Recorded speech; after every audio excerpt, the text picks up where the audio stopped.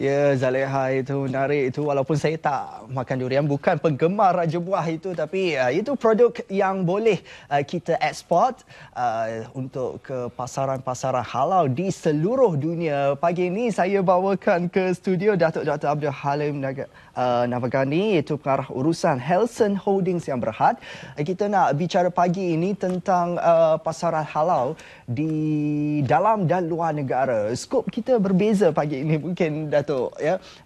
Saya sempat bincang dengan Datuk tadi, setiap negara ada piawaian yang berbeza untuk mendapatkan status halal. Itu mungkin ada yang boleh Datuk kongsikan. Kalau bandingkan di Malaysia, kita tahu ketat, dan antara piawaian yang SOP yang menjadi model kepada negara-negara lain yang ditetapkan oleh JAKIM. Tapi ada negara yang berbeza dengan kita.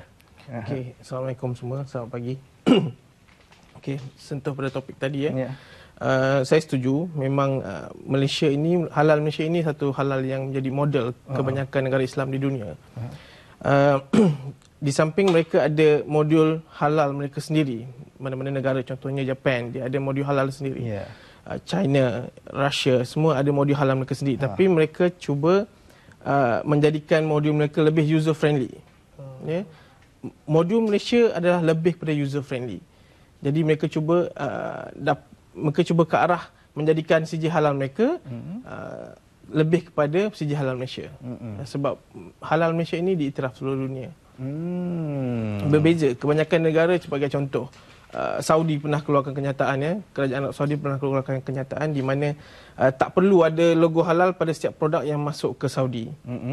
Ini kerana yang bertanggungjawab masukkan produk ke Saudi adalah pengimport dan pengeksport ini, yang bertanggungjawab memastikan benda itu halal. Rakyat dia tahu makan saja. Itu di Saudi. Di Russia pula dia pernah ada kenyataan untuk memastikan sebuah hotel itu sendiri untuk dapat status halal. Dia tak boleh ada gambar orang sekalipun. Itu terlampau detail.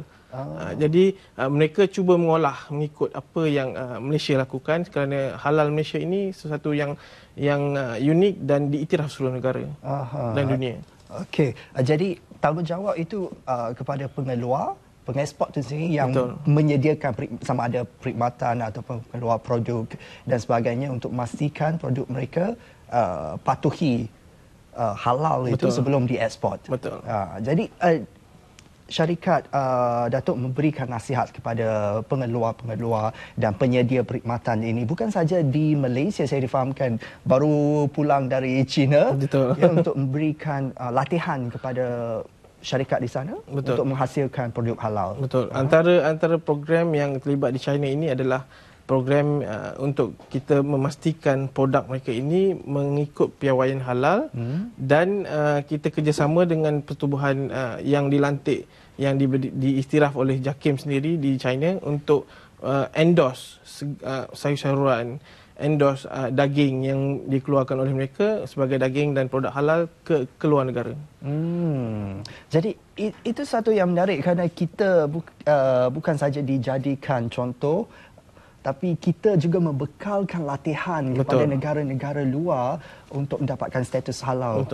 Sebenarnya ramai pihak-pihak ataupun syarikat-syarikat yang mengeluarkan latihan halal.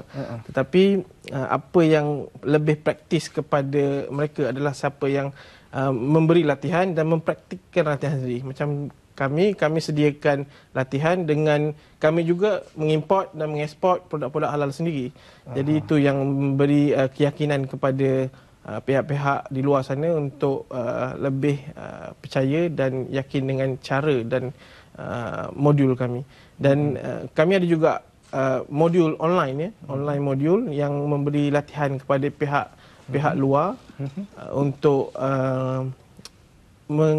memberi pengalaman dan ilmu kepada mereka untuk mereka menilai sendiri bagaimana proses halal itu berlaku.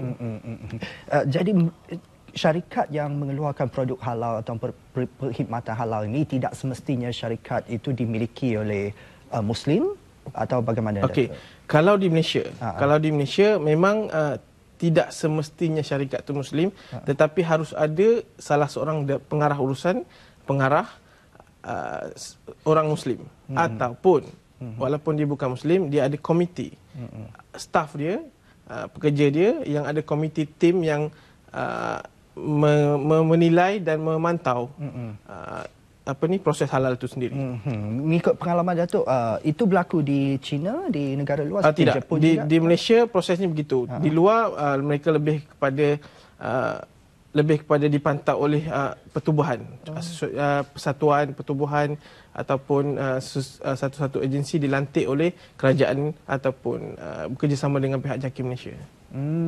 Selalunya kalau kita ke luar negara, kita berpeluang untuk melawat dan sebagainya. Kalau kita dapatkan produk-produk tertentu, contohnya produk makanan lah, yang selalunya di mana-mana di pasar raya dan sebagainya, ada logo halalnya, kecil je logo halalnya di situ, tapi masih lagi rasa was-was. Alright.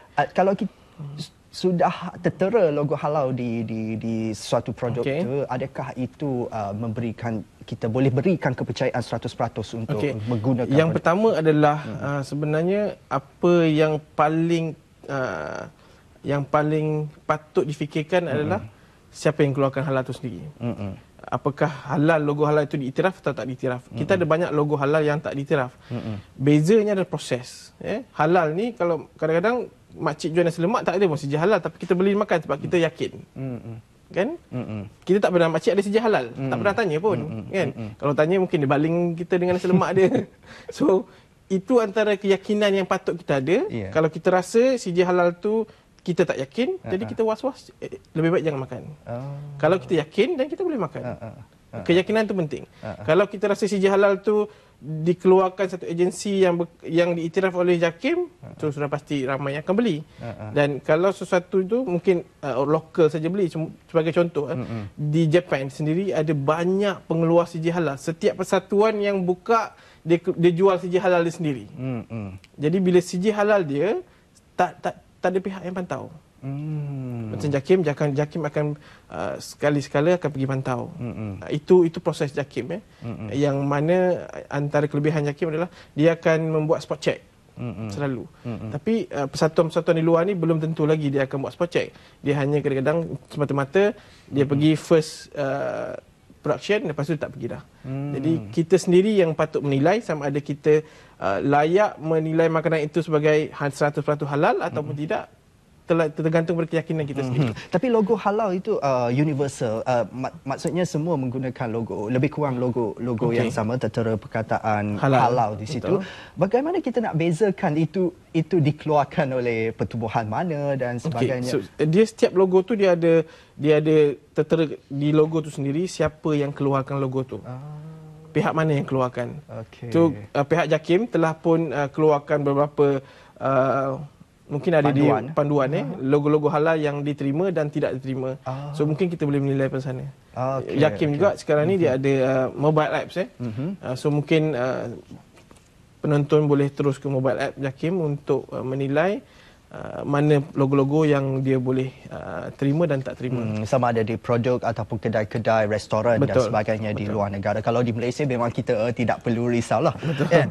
Okey, untuk cabaran kepada pengusaha industri halal ini, ramai sekarang ingin menembusi pasaran luar negara. Di Jepun contohnya, yang membuka secara agresif pasar halal di Jepun, di China, di Eropah juga menerima produk-produk dan perkhidmatan halal dari Malaysia. Tapi apakah cabaran yang paling besar dihadapi oleh pengusaha? Okey, saya rasa pada penilaian saya selama ini, cabaran yang paling besar adalah kekurangan ilmu sendiri. Kekurangan penyedia tu. Kekurangan ilmu kepada usahawan sendiri. Ramai yang nak menceburi bidang halal ini kerana bidang halal ini antara bidang makanan dan industri halal yang dia punya transaction berbilion dan trilion. Cumanya orang yang masuk kerana menilai kewangan dan orang yang masuk kerana memang nak memberikan perkhidmatan berbeza. So, apa yang patut mereka ada adalah ilmu. Kerana tanpa ilmu, apa-apa projek yang mereka start boleh diciplak, boleh diambil alih oleh pihak lain kerana mereka tidak ada kontak, mereka tidak ada ilmu. Jadi, bila mereka propose ke satu negara, orang yang jadi network mereka boleh mengambil produk mereka 100%. Boleh mengambil idea mereka 100%. Tanpa perlu mereka sendiri.